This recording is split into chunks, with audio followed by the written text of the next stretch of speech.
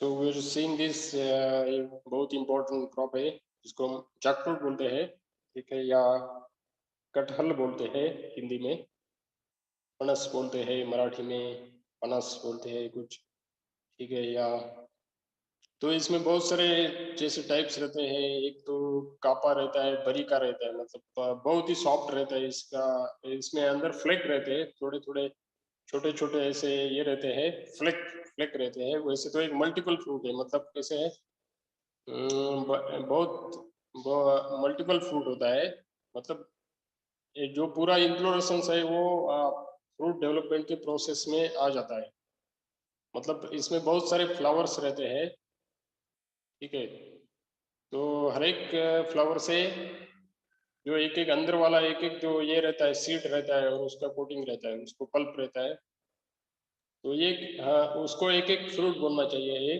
तो ये पूरा कॉम्बिनेशन है बहुत सारे, जैसे कि मान लो इसमें कुछ भी नंबर है, 100 150 नंबर के ऐसे सीड्स रह सकते हैं। तो सीड को कोटिंग रहता है, जिसको हम खाते हैं उसको फ्लेक बोलते हैं, ठीक है। तो ऐसे ये कॉम्बिनेशन है और ये मल्टीपल फ्रूट है, ठीक है। तो इसको हम मल्टीपल फ्रूट बोलते हैं, बनाना। तो सॉरी, जैक फ्रूट। तो इसका साइंटिफिक नेम है एट्रोकार्पस हेट्रोफाइलस या Artocarpus integrifolia. It is belongs to family Moraceae. इसका chromosome number 2n is equal to 56 है। तो ये ऐसे फ्रूट होता है, फल होते हैं। So it is common and popular fruit of lowlands of tropics of eastern and south part of India. So south, especially South Indian country states, as well as northeast India. So fruit trees grows well without much care. So it is just like a forest tree. So no one is taking much care for this crop. Okay. So just it will be at the bund of or border of your orchard. It will be there, and without any giving much nutrition or irrigation. And it is very hardy also. So pest disease problem or any climatic factors also not giving major damage to this crop. Okay, so it is very hardy crop, as well as it can come in very light dry type of soil or sandy soils or west soils or in different type of zones, like even it can come in dry zones also, or semi arid zone. It can come very nicely with some medium type of rainfall it requires, as well as some humidity. So fruit grows well without much care. So edible, it is largest fruit among all the fruits. So one fruit can have एक fruit का wait maximum 40 kg तक भी रह सकता है, बहुत बड़ा fruit रहता है। तो फ्रूट स्पेसिस में जो कुछ फ्रूट्स है, इसमें सबसे बड़ा इसका आकार रहता है, तो इसको हम लार्जेस्ट एडिबल फ्रूट बोलेंगे, ठीक है। तो in Sri Lanka the fruit of about 120 kilogram was also harvested and created the world record. So that was world record. So fruit is also called as poor man's fruit in eastern and south part of country. So tree has considered considerable potential, but it is not received very good attention, because in India it is considered as forest crop or some minor fruit crop, not major crop like mango or banana, citrus, grapes, or guava, sapota. So like that, it is not very major crop. It is considered as very minor or somewhat neglected. So no one is taking special cultivation or special orchard for this crop. So and not no regular package of cultivation practices. Also, regular plantations are not available in India. So mainly grown in homestead as well as domestic uses. So especially nearby home, in a kitchen garden or somewhere on the border of your area. So it will be there, one or two trees will be there. So sometime it will domestic use like it will have good timber also, you can get the good furniture also. So timber is very good, excellent wood quality wood you are getting for making different type of designs or some good furnitures, decorative furnitures in the home. It will be very much useful. So shade tree, so ये shade tree करके use होता है, coffee और cardamom plantation में भी use कर सकते हैं, साउथ इंडिया में आप यूज करते हैं।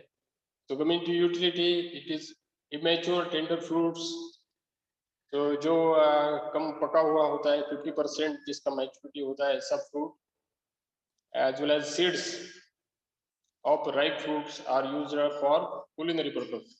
सो जो इसका जो इमेच्योर टेंडर फ्रूट होता है उसका भी वेजिटेबल या सब्जी बनाकर खा सकते हैं, या जो राइप फ्रूट है उसके जो सीड्स है वो आप फ्लेक खाने के बाद वो कलेक्ट कीजिए, अच्छे से वॉश कीजिए, वो आप बॉईल करके वो खा सकते हैं। वो एक अच्छा सोर्स होता है कार्बोहाइड्रेट का, और उसमें कुछ अच्छे माइक्रो न्यूट्रिएंट्स मिनरल्स भी आपको मिल जाते हैं।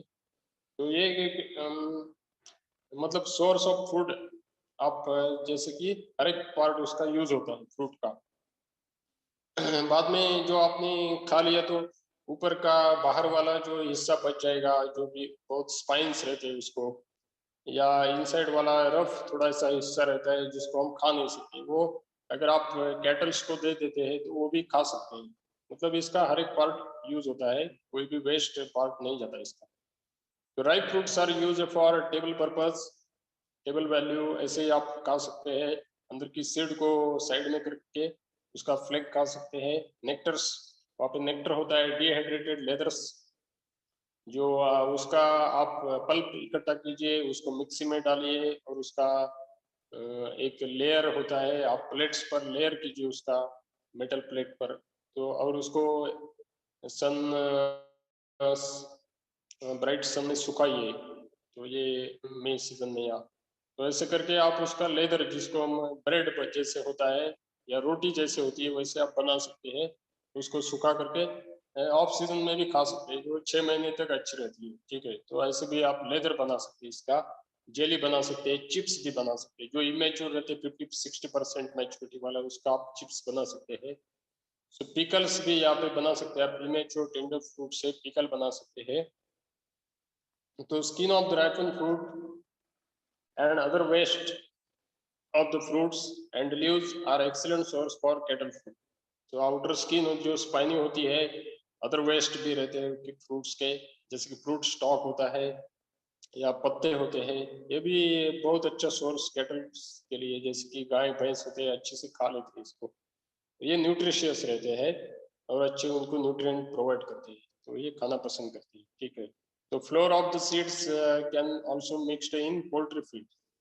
तो सीड है उसका आप थोड़ा सा ग्राइंड करने के बाद उसका पाउडर अगर आपने किया और उसको पोल्ट्री के फीड में मिक्स किया, तो पोल्ट्री चिकन हेंस अच्छे से उसको खा लेते हैं और उसको न्यूट्रिएंट उसमें से माइक्रो न्यूट्रिएंट उनमें से मिल जाते हैं। ठीक है, so other than that timber furnitures या म्यूजिकल इंस्ट्रूमेंट, जैसे कि तबला हो या बीना हो, सतार हो या हारमोनियम हो, तो इसको बनाने में इसका बहुत ही यूज होता है, जैसे कि टॉयज या कर्विंग्स हो, तो इसको बनाते हैं इससे। तो फ्रूट्स आर वेरी न्यूट्रिशियस,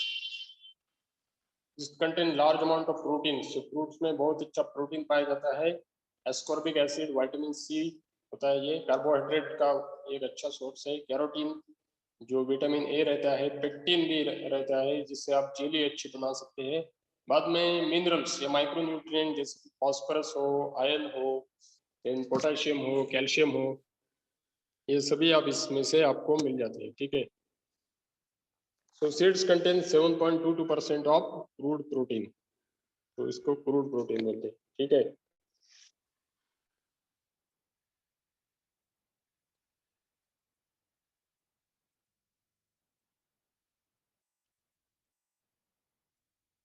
बाद में क्या है इसका ओरिजिन एंड डिस्ट्रीब्यूशन। तो jackfruit it is indigenous to India, so origin is in India. तो ये कॉमनली ग्रोन करते हैं आप Sri Lanka, Malaysia, Brazil, Jamaica, Myanmar, Singapore, specially tropical part of the world, जैसे कि इंडिया हो। हाँ, बाद में wild as well as semi wild states, तो थोड़ा वाइल्ड और सेमी वाइल्ड जैसे कि आसाम, वेस्ट बंगाल, त्रिपुरा, बिहार, उत्तर प्रदेश, स्पेशली वेस्टर्न घाट साउथ इंडिया में। तो इस तरह से इसका पूरा ओरिजिन और डिस्ट्रीब्यूशन है, ठीक है। Coming to different species and different varieties, so Artocarpus heterophyllus इसका साइंटिफिक नेम है। तो ये popularly known as Artocarpus integrifolia. The other related jackfruit species are Artocarpus atilis, bread fruit, इसको हम ब्रेड फ्रूट बोलते हैं। ये स्मॉल साइज फ्रूट रहता है इसका, स्पेशली केरला, तमिलनाडु, आसाम और कुछ पार्ट ऑफ महाराष्ट्र में इसमें पाया जाता है, ठीक है। दूसरा है लकुचा और मंकी जैक, इसका स्मॉल एडिबल फ्रूट रहता है, grows well in wild places in Assam, West Bengal, UP, in West Bengal, Western Ghats, ठीक है। दूसरा Artocarpus hirsuti, it is semi-wide edible species native to India. Then Artocarpus champedon, so it is edible species with a strong odor like durian. So durian ये भी एक species है जिसको outer spine रहती है। ये durian मलेशिया से origin है, तो ये durian जैसा appearance के लिए होता है। तो ये देखिए, ये अलग अलग इसके स्पेसीज है। Coming to varieties, so there are no distinct types since it is very minor as well as forest type of species, neglected species. So much research has not been done on this crop, but anyhow it is crop is very important, and nowadays some universities are coming forward and taking research on this type of minor fruits. So in that jackfruit also it is there. So classified into two groups. There are fruits with firm flesh and crispy in nature. So fruits को firm flesh रहता है, बहुत ही soft flesh रहता है, crispy रहता है। Those bearing fruit with दूसरा होता है एक soft flesh रहता है और juicy रहता है, मतलब moisture content ज्यादा रहता है फ्लेक में, जिसको हम बरिक्का बोलते हैं, और ऊपर वाला है जिसको हम कप्पा बोलते हैं, कप्पा।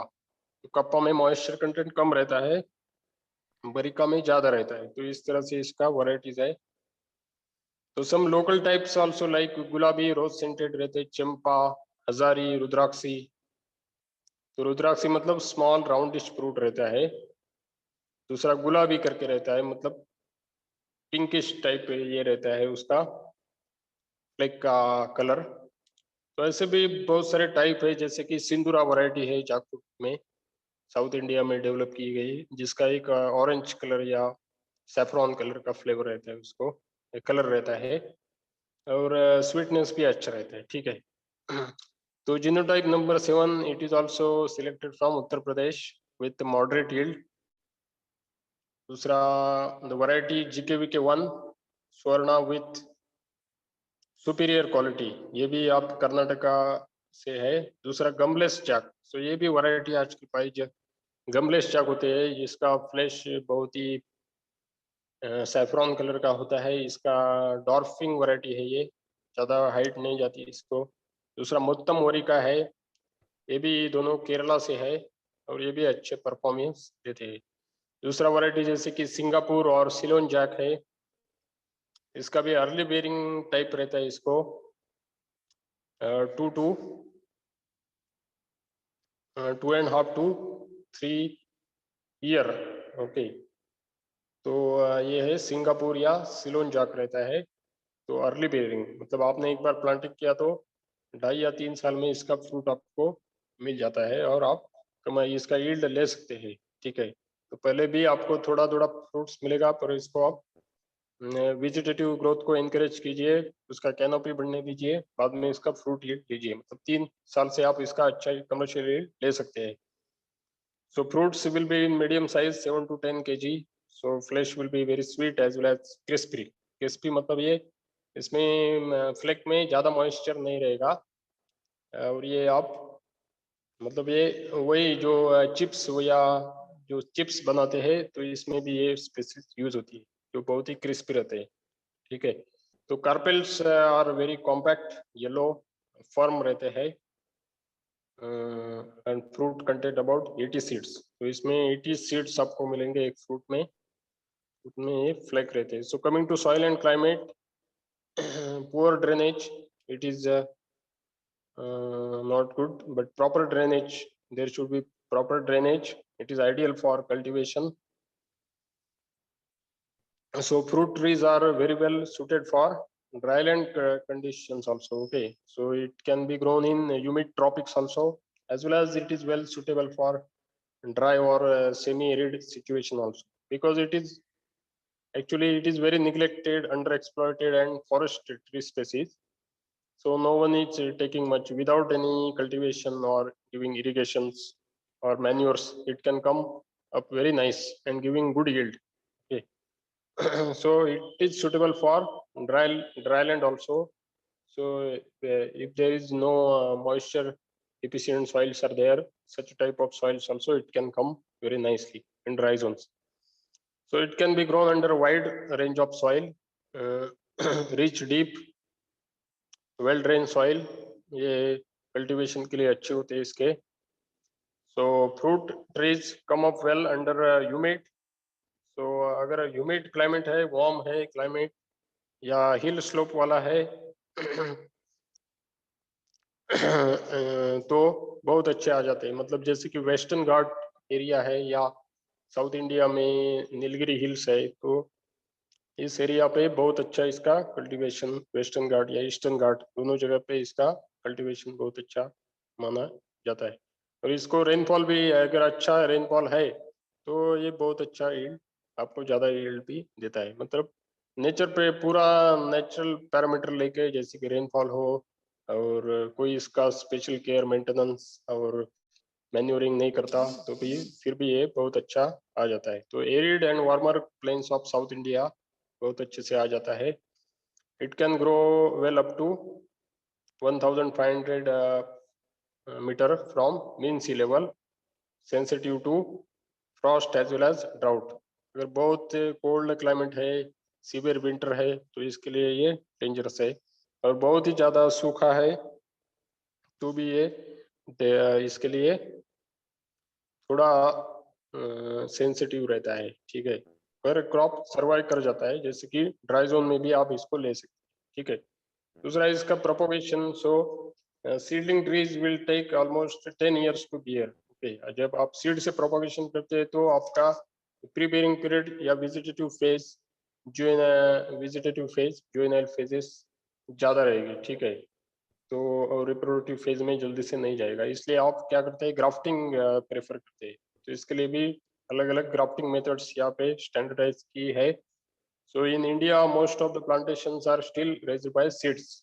तो ये जैसे कि पुराने प्लांट्स है वो सीड से ग्रो किए गए हैं, और वो मतलब एक बार इस्टेब्लिश हो गए हैं तो ये कर। पर जब नए हम प्लांट बनाते हैं सीडिंग, तो पहले तो हम रूट स्टॉक रेज करते हैं सीड से, और बाद में अलग अलग अच्छा सा एक साइन लेकर, जो भी वैरायटी डिजायर्ड हो, आपको जो वैरायटी चाहिए तो उसका साइन स्टिक लेकर आप ग्राफ्टिंग करके डिजायर्ड वैरायटी बना सकते हैं। ठीक है, तो seedlings can be raised in pots. आप पॉट में रेज कीजिए या पॉलीबैग्स में रेज कीजिए, या फिर रेज बेड भी बना सकते हैं।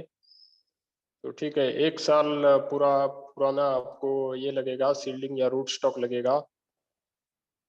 तो ट्रांसप्लांटिंग के लिए जब आप सीडलिंग से ये कर रहे हैं, सीड से प्रोपोगेशन कर रहे हैं। ठीक है, तो दूसरा फ्रेशली एक्सट्रैक्टेड सीड्स, जैसे आप फ्रेशली जो सीड्स आपने एक्सट्रैक्ट किए हैं, तो उनको आप क्या कीजिए, they will give the good germination. Okay, मतलब बाद में क्या होता है, सीड को वायबिलिटी रहती है। आप 15 या 20 दिन के बाद उसको सोइंग करने के लिए जाए तो वो आपको जर्मिनेशन अच्छा नहीं देगा, उसका कम मिलेगा, 50% मिलेगा, 40%, 25% तक वो आ जाएगा। ठीक है, तो इमिडिएटली आफ्टर जब आपने उसको हार्वेस्ट किया, फ्लेक को आपने खा लिया, और बाकी का सीड्स आप कलेक्ट कीजिए और इमिडिएटली आप उसको ये कीजिए सोइंग करने के लिए, तो आपको अच्छा रिजल्ट देगा। मतलब आपको 180 या 80% से ज़्यादा आपको जर्मिनेशन मिल सकता है। ठीक है, तो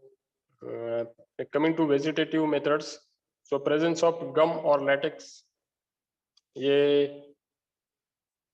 प्रॉब्लम रहता है, तो ये डिफिकल्ट रहता है। जैसे कि गम या लैटेक्स है तो आपको दिक्कत रहती है, जैसे कि कोई दो पार्ट्स आपको अटैच करने हैं तो इसमें लैटेक्स वगैरह ज़्यादा आ जाएगा तो पार्ट एक में से ये होने में परेशानी आ सकती है, उनका दोनों का कॉम्बिनेशन होने में प्रॉब्लम आ सकता है। ठीक है, तो यहाँ पे लेयरिंग करते हैं, बडिंग करते हैं, ग्राफ्टिंग।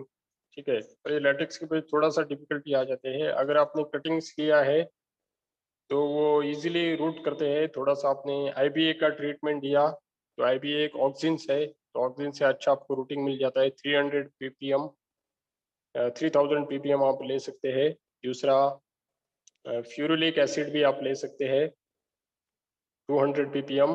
सो बहुत, अगर कटिंग्स आपने लिया है तो कटिंग आपको इसमें से अच्छा मिल जाएगा। दूसरा, इस पे सॉफ्टवुड ग्राफ्टिंग किया जाता है, ये कॉमनली प्रैक्टिस होता है, या फिर इसको कमर्शियल भी बोल सकते हैं आप। ठीक है, तीसरा एक है पैच बडिंग। पैच बडिंग भी ये बहुत अच्छा आपको 100% सक्सेस देता है। जो भी कुछ आपने मतलब जिस भी किसी रूट स्टॉक आप पहले रेज कीजिए बेड पर, बाद में आप साइन दीजिए, sign in the form of very small bud along with little portion of bark आप लीजिए। सेम वहाँ पे मार्किंग कीजिए, वहाँ का पार्ट वो बार्क निकालिए सीडलिंग पे या रूट स्टॉक पे, और वो जो साइन आपने लिया है अलॉन्ग विथ पार्ट ऑफ बड वो उस पर अटैच कीजिए, अच्छे से टाई कीजिए, पॉलीथीन बैग से रैप कीजिए, और ऐसे आप कर सकते हैं। ठीक है, तो ये आपको अच्छे से सक्सेस देता है, 100% सक्सेस आपको मिलता है। ठीक है, दूसरा एक एयर लेयरिंग